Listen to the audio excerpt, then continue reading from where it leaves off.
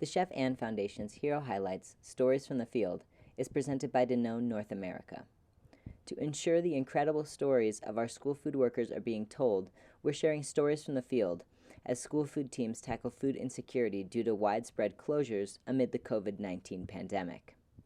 Today, we chat with Isaiah and Aretha from Alexandria City Public Schools, whose hard work and dedication truly shows us how they are creating a healthier, more just food system.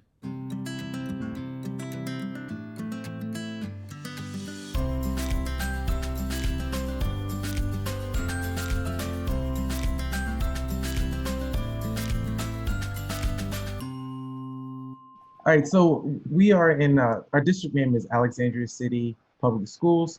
We're in Alexandria City, Virginia. It's like 8 miles south of Washington, D.C. Not to be confused with, there's two Alexandrias that are co-located, you say. There's Alexandria, that's part of Fairfax County, and there's Alexandria City, part of Alexandria City, which is its own different county. We're right beside each other. It's crazy. That's All right. interesting.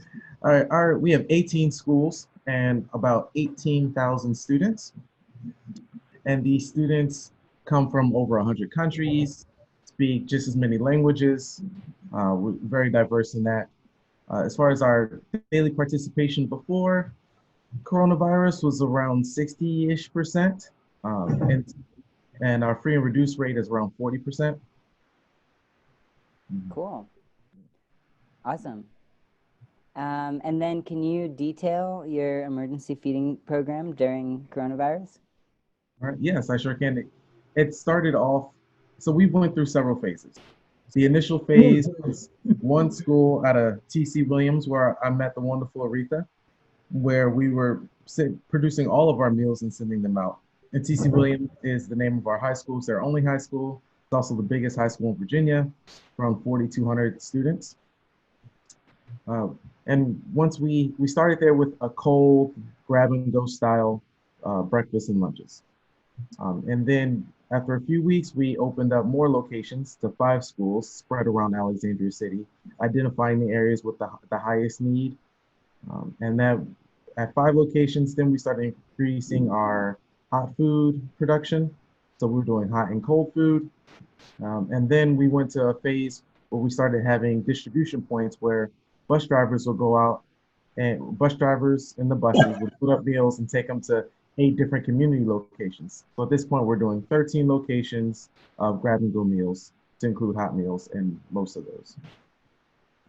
And the final part of that, our program is a little bit of research and development. I've taken this time to try some new dishes, particularly from scratch. Like our most popular item was a chicken tandoori that I did. I brought us some chicken from a farmer 51 miles away. It was quite the hit. That's awesome to hear that your biggest hit was a scratch cooked meal. Aretha, did you have anything to add to how that emergency feeding program looked from your eyes? From my eyes, in the beginning, it was kind of, because it was really kind of a little bit of chaos, just maybe that first week. But then once we all came together as a team and figured out how we was going to do this, who was going to be where, and me and another young lady named Diane McMurray, we the ones distribute the food down here for our site. And just to see the families appreciating, saying they're happy that we are out here. They're, just seeing the smiles on their faces, telling us that we are glad that you guys are out here during this stress moment. And it just feels good to, give back to the community that, you trust your kids with us every day, bring them here, and just to give them a healthy meal every day. And they always make sure that the meals are healthy for the kids. And that's what I like about Nutritious, because everything has fruit, it has a vegetable, and then the portions are right. And, we have no complaints about the food. And like I said in the beginning, it was like I guess a lot of people was out of work, so we was having like a really really long line, and it was getting overbearing. So we got a lot of volunteers that came in to help us from the recreation, from the Alexandria City Public anybody who works for Alexandria City, they was a great help. When I say they was the best help that we could ever have through this pandemic, everybody came together as a family to help these children, and it was just really great to see that we all can come together in a pandemic like this. Really, it really was. That's right. Yeah, That I was hear the that. important part. The volunteers, I didn't even think about it, but they were vital to our operation. We have volunteers at all of our sites helping with distribution, and it was amazing. That's incredible. Since you started that emergency feeding program, have you transitioned into a summer feeding program? We went from COVID emergency to a summer feeding program. The actual federal one, summer feeding program. Yeah. We actually didn't. The transition for us when we started the emergency feeding, we applied to fall under the summer feeding program, and we haven't stopped it since. Okay, great. But have you done any transition in terms of like how you're serving or what you're serving? Nope, it's the exact same. Awesome, awesome. Mhm. Aretha, did you want to add to that? Um, like on Fridays, they do get a special treat because they get a hot pizza. They might get some healthy cookies to go with the hot pizza. So the parents are really and they always give them a nice, pretty salad. That's what and the families really love it. And I'm so used to these families, so I already know once my families come, I know what who has a peanut allergy, who has a family of four, and most and I didn't came close with these families, and it's almost like they're my family too because I can say, oh, that's he has six in his family. And they were like, how you know he has six? I said, that's one of my regulars. So I have a lot of regulars that I then came really close with, and they always say, it's so happy to see you out here, Rita. You always smiling, you always have a good attitude, and I try to have a good attitude because they might be having a bad day, they might be having a hard time with some things at home, and to come and pick up food for someone who has an attitude or feel like that they're not appreciative or giving food away, you got to make that family smile. You got to give them something to be happy about, even if they weren't happy when they got here. And we do it for the kids and the love of the kids because I could be in that predicament one day, even though I don't have no little kids. And that's why I tell people, they ask me, why didn't I do this why I didn't do the unemployment I said, there's other people out there who needs that more so than I do. I'm here distributing food for TC Graham High School. I have a job. Just because I don't have the first job and I'm out of the first job, that doesn't mean that I need extra money. It's more for the kids. It's our kids out there who's hungry, who really needs this. I don't really need this. So I have food. I'm one person. I can take care of me. So, and these kids can't take care of themselves. They have to have their parents, and sometimes it's two parents that's out of work. So, what is they to do? Come to us, and we can help you guys and put a smile on your face, even if it's for 2 days until you come back the next 2 days. Lisa, I Yeah. know you're smiling. Yeah. Yeah, I have a similar motto.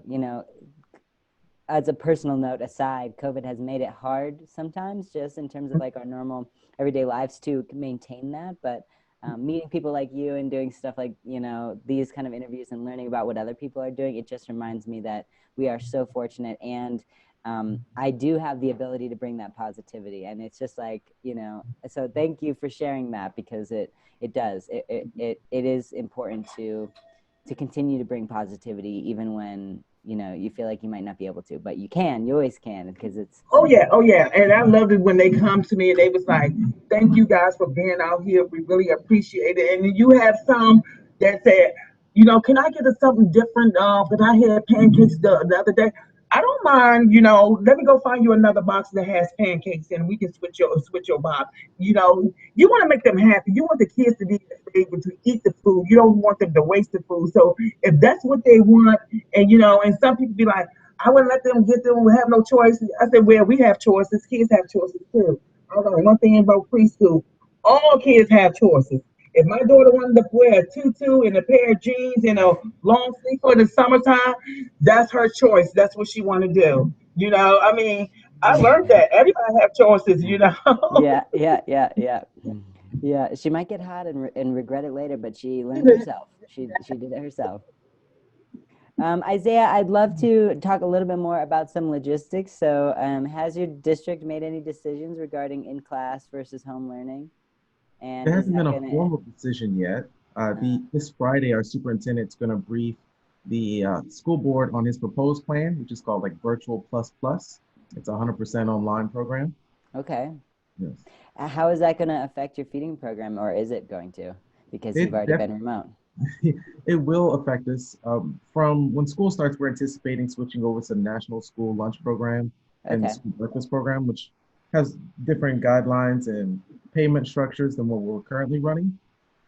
And so we're tabling all kinds of options. One of the big ones is I'm pushing for like a bulk meal type thing with a good mix of some groceries, like maybe a gallon of milk, bigger juices, some bulk items, as well as some like custom made salads. Our salads have been a hit, and maybe throw some R&D in there as well. I love to hear that your salads are a big hit. Yeah. Um, and as a chef, why did you choose to go into school food, and what drives your passion to keep going? Right. So I have every stage in my life, I'd say every 2, 3 years, I always ask myself like, what can I do more? Like, what's the biggest impact I could have, and I let my passions guide that. I've been a chef for maybe a dozen years or so, and every position I take, I want to have the biggest impact possible. So once I Googled most sustainable restaurant in the world because I wanted to gain some knowledge on sustainable food service. I moved to Copenhagen, worked in this really cool Michelin star restaurant space, and I was like, man, this is cool, but like we're only our impact is so little. And then I came back to the States. I was like, well, let me gain my social capital, working with nonprofits, a lot of ACF, chefs move to schools, let's move. And I was like, it's still not enough. And one day I'm just going online and I see this job says executive chef of a school district. And it's like 18,000 children. I was like, so you telling me my day-to-day actions can influence 18,000 people, young minds? And I was like, all right, yeah, I have to get in there. Like that would be an awesome opportunity to not just influence our future generations from a consumption standpoint, but I also have a background in sustainable food systems, and that'd be a great way to help our local food system as well. Incredible. Incredible. I love to hear that story.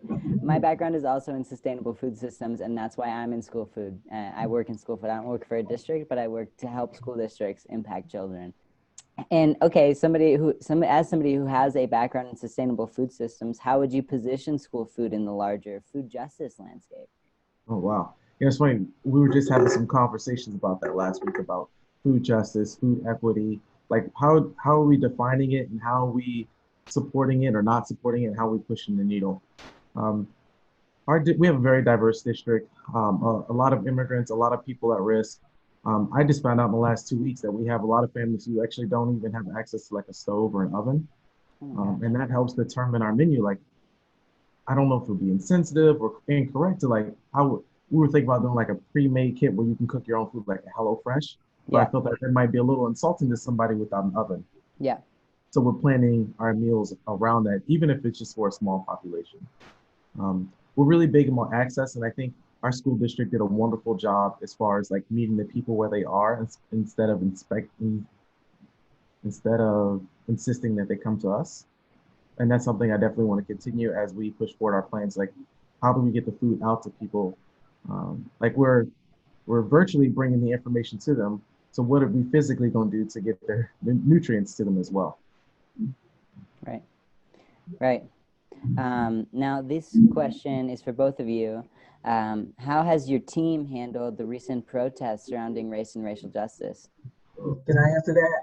Yeah, sure. Um, um, to be honest, we have a lot of staff we have a big diversity staff, and a lot of us don't speak the same language, and and most of the time when we here at work, it's all about us just working. We really don't elaborate on the protests and the racial stuff. And not here. I mean, maybe at other schools, but for TC, the most is like I said, we got a big diversity team in here. We got a lot of people from different countries, and I guess they just don't think about talking about stuff like that. at work, and I guess they just come to work to just, just to work, So I can speak on that part for as far as being in the kitchen now with chef. Now he might have some a different outcome on that. Mhm. All right, so wow, part of our strategic plan for our school this next 5 years is racial equality. Our superintendent is really changing the narrative up to the way we educate these learners. Recently, our school, where Aretha is right now, TC Williams, it's actually named after a guy named Thomas Chamber. He's a former superintendent who was a very prominent segregationist in the area. Mm. And just recently, the superintendent brought it to the school board to start the process to change the name, to vote on it. Mm. And and we've even had some protests of our students every day. They go out and throw a tarp over the TC Williams name because they don't want to. Right now, it's not even scheduled to go to a vote until August 27th, and a lot of parents and children, particularly our students, aren't exactly happy on it even being up for debate, and they've been out there protesting every day.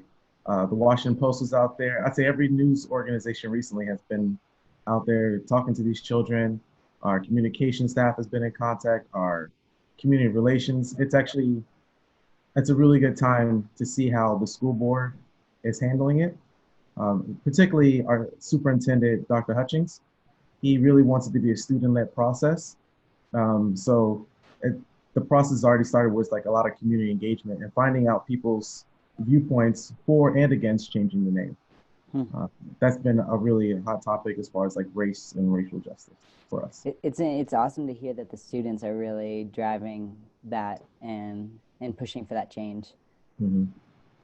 How do you think it's affecting conversations with your team and community around food equity? Wow, it's not. It really hasn't reached our staff yet. I'm talking like it just got onto my, how you say, got on my platform this last week about it, and we have really done a good job as far as being fair and impartial with our food. Hence, the way we design our menu, we have like a 20 to 30% Muslim population. So to avoid any issues of offense, we've actually removed all pork from our menus. It's from the summer feeding program. Just to be considerate about it, we always offer uh, plant-based forward entrees, anything with the top 8 allergies. We really want to be fair and impartial when it comes to our food and promoting good quality, good access to the quality food that we're pushing out. To me, it sounds like you didn't need to have the conversation because you're already looking at your food justice and your equity in your food system, your school food system through a racial justice lens, just yes. innately, which is awesome and so good to see. Yeah, a saying I've been saying a lot when people are like surprised on the things we're working on. I'm like, I'm not new to this. This is something I'm true to it. This is who I am. This is not me trying to follow the trend. This is not me trying to catch up. I want us to have the best program. I want our communities to survive. I want to set the example and follow others' examples to really make our food system better. Yeah, I hear that. Congratulations, you're doing a great job. Why did you nominate Aretha for the Hero Highlights? When I first saw the post about nominating somebody, it's crazy. No joke. Aretha was the first person that came to mind. When I first met Aretha, she might have a different experience with me because I can come off a little off-putting sometimes. But there's never been a time where her passion has wavered. In the face of anything that was ridiculous asked of anybody, Aretha's always the first person like, yep, I got it. What you want? Like, there were simple things like having the menu posted. A lot of people will be like, oh man, I'm sorry, chef, or whatever. Aretha was like, I got it. Show me where it's at, and I do it. And that kind of energy those are the people I want to have around me and I want around others, because that kind of energy is infectious. It helps you get things done, and it keeps everybody honest. Aretha is not somebody who's going to hold back her opinion, but she at no point has she ever been disrespectful, and that goes above and beyond. And when I mentioned it to others, our director, our assistant director, even our receptionists, they were all like, "Oh yeah, Aretha's a great person. She's been with us for a while, even though she technically wasn't even in the food service department. She was transportation." And it was like what is going like? She's great, and that's the reason why I nominated her. Well, thank you, Chef. I appreciate that. Aretha, what pushed you to transition from transportation to the food service department? To be honest, I always have a love for food. My grandmother taught me how to make homemade bread. I cook every Sunday. I do a lot of entertaining at my house as far as like cookouts, doing parties for my grandkids. So I figure if I get into the food service, I can learn a lot more and learn how to be safe with certain foods and what I can mix with something to make something taste great. Like we did what was that overnight French toast? Yeah. Chef taught us how to do overnight French toast. So that's something I never tried before with the overnight French toast, and that came out pretty well. So you learn a lot from nutrition and just being around the great people and the great chefs that Isaiah is. It makes you want to come and work for TC and nutrition. So it's really great to be here, and I love everybody here. Everybody's respectful.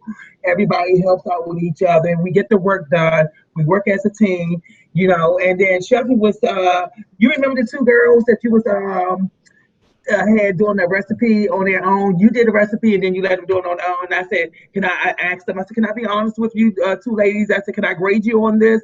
They were like, yeah, sure. I said, to be honest, I'm gonna give you a C. I said, because yours didn't taste like the chef's. And they was like, they wasn't mad, they wasn't upset. And the next time that you guys cook something, I think it was the same thing. She was like, Aretha, would you like to grade us? I said, mm-hmm. So I said, let me taste. So when I taste, I said, you know what? I'm gonna be honest. You guys earned a B this time. I said it tastes really good. I said, but the other one, I said I didn't. I said didn't care for. I said I gave you a D. They was like, I know, but they said this one tastes better. This one tastes better. The chef must have did a good job of telling them what they forgot to put in or what they didn't do right with their first one. Yeah, but yeah, I like being in nutrition because I like food and I like to eat too. I love food. I love to eat, and my grandmother also taught me how to make bread. I have not yet gotten the recipe down yet, but I am working on it. Every time I make it, I think it gets a little better. So. Oh yeah, you got to keep on trying. Don't give up on it. You can't give up on it. If you give up on it, then you're never going to be great at it. Oh, that is a life lesson if I've ever heard one. I see why you are an asset to the school food service team. I think you'd be an asset to any team, honestly. What happened? Chef, have you seen an increase in food insecurity and needs since the start of the pandemic? So that's actually something that just got brought up to me the other day, that how insecurity has increased in our Alexandria City, and it really hurt a little bit because we're putting out these meals, and under this program, anybody ages 2 to 18 can participate at no cost to them. So it's a matter of two things: accessibility and marketing. Yeah. So it's something in our section we've been working really diligently on to market out to these families. We've been working with some teachers who actually go out to these neighborhoods as far as doing that, and not just marketing, but like how do we get these meals out there when they know they're there and people feel safe? That's something it's not necessarily my lane to do. We have a whole department, community relations, dedicated to that. But we work with them at all times to keep them abreast of what's going on and what we're doing, and hopefully they can fill that gap to reduce our food insecurity in the area. Cool. Aretha, so what feedback have you received from community, either in the last couple of weeks or throughout the pandemic as a whole? Well, I have a couple of neighbors who comes over here and to the food distribution, giving away the food, and they're always telling me how great it is us giving out the food to the community. They appreciate all the help that we're giving. They didn't know about other locations, so I let them know about other locations. It's not just TC. They're giving out food, but they're really happy through this pandemic that we can help them, and it's more stressful for the families, more stressful for the community. And the kids, they say the kids enjoy the meals, and I always try to let them know we're out there Monday, Wednesday, and Friday. Tell your friends, tell your family, come on out. It's between for the kids ages between 5 and 18. Come on out. We feed the kids, but we don't feed the we don't feed the parents. I said we only feed the kids, but it's a great feedback. It's not it's always positive when we get a feedback from the community and people who even people who works here who have kids that go to Alexandria Public School. We also give food to the workers here too. Also, like the janitor, he has 4 kids. Awesome.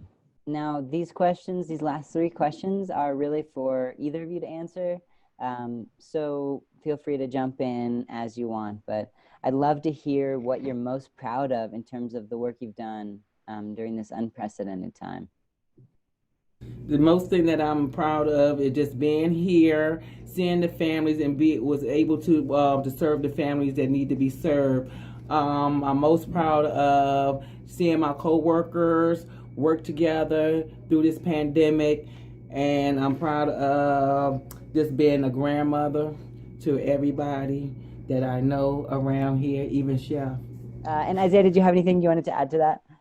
Wow, what I'm most proud of, it's so crazy when I don't even have an item that I'm most proud of. I would say the dedication of most of our team, especially the people in. There's been an opportunity for people to really slack off and not necessarily show up, just collect a paycheck and just kind of wait it out. And I say a lot of my coworkers didn't take that. They still showed up every day. They're present. Particularly our field operations supervisor. One of her name is Gina. She's brand new. She didn't hesitate to be like, oh, I can work from home. She's like, I still need to show my presence, show my support. Even our assistant director, Sarah, has been out there packing lunches. It's been an all hands on, and nobody has ever thought once like, oh, they're not thinking about anybody else who doesn't go to work. They're thinking about what they can do to make our program successful. And that's something I've been very proud of. Awesome. Is there anything we can do as an organization and as individuals listening to support your work? I think that you guys are just highlighting people's stories. I've listened to them all, and a lot of them are close friends. So it's great to see how everybody's working hard, and the fact that you guys are sharing that on a bigger platform. It really, the whole, the load is lighter if we all lend a hand type aspect, and I love it. And I'm really looking forward to working more with you guys as far as the training online. I think I'm even going to try to apply to that program you guys have for converting kitchens to scratch. It's one of my plans to do, and I definitely want any help I can get in that. Awesome. It's quite the uphill battle. Yeah, awesome. Aretha, did you have anything to add to that as how we can support as individuals and as an organization? Well, Chefton took all the words out of my mouth. You highlighting the heroes of, food and stuff. So, I mean, it's not much more I can say that he didn't already say it. And I want to thank you guys for, for participating in letting us the hero highlights. Maybe something good is going to come out of all of this. Maybe we can, all can create something good for our communities, but just something we can come up with. Yeah, I would argue to say that you are creating something good for the community, and now we're just telling more people about it. You're right. You're doing the work. Well, thank you. Is there anything either of you would love the broader audience to know about your program, your work, or where you guys are at right now? Well, yeah, I have a million new programs starting. The one thing that I'm really excited about as far as the school year, and even with the pandemic, a lot of our programs that we were planning are not going to stop. Like the Harvest of the Month program, we're taking a bit of an asymmetrical approach to it this year. Instead of having it ingredient focused, we're going to a more farm focused program where I reached out to farms and I let them pick the product that's going to be highlighted on our menus every month. Mm. And we're doing things like microgreens, honey, mushrooms, pea shoots, things that you don't see on other people's programs. We have a program called Around the World Wednesday, where once a month I did samples of a dish that was globally inspired, but a plant-based version. That's something Cool. we will continue to do throughout the year, even if it's in grab and go style. Yeah. It's even better because for me, food literacy is just as important as food consumption. So I want people to get smarter with every bite they take. And that's the approach I take to menus, programs development, and professional development. Awesome. Thank you so much for sharing that. I love that, and I agree. I think food literacy is just as important and often undervalued. So. Oh yeah, extremely. Oh yeah. Hero Highlights is a program of the Chef Ann Foundation. We carry out our mission by ensuring that school food professionals have the resources, funding, and support they need to provide fresh, healthy, delicious cook-from-scratch meals that support the health of children and our planet. The Hero Highlights series is sponsored by Danone North America, who offer a variety of brands that kids and parents love, including Dannon, Silk, Horizon Organic, and many more. The company's mission is to bring healthier food to as many people as possible, and they greatly value their partnership with the Chef Ann Foundation to bring this vision to life within K-12 food service. Learn more at DanoneAwayFromHome.com. If you'd like to check out any of the other heroes we've been fortunate to highlight, please head over to the lunch line at chefannfoundation.org. Thank you, and I hope you have a great day.